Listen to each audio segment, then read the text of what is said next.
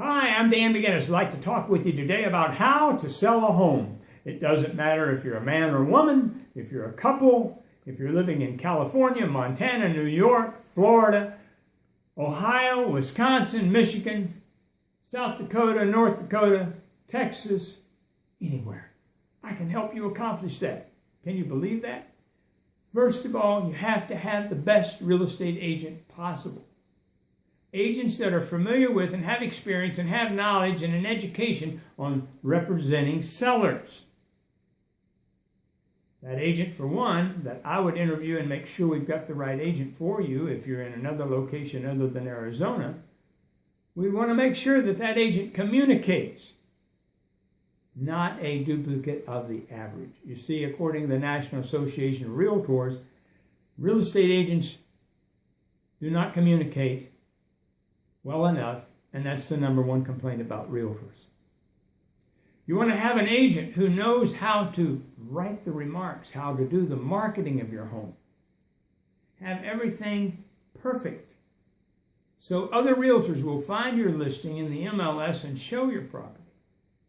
You want an agent who will always contact every agent that shows your home and get feedback from them, because, at least 5 or 6 times, I've been able to get my listing sold by doing that. I call the agent that's representing the buyer and say, you showed my listing over on 4215 East Wakanele Street. And I was just seeing if there was any interest. They said, they didn't like the grass because the grass was purple and they wanted orange grass. And they didn't like the carpet because the carpet was Berber and they wanted all tile.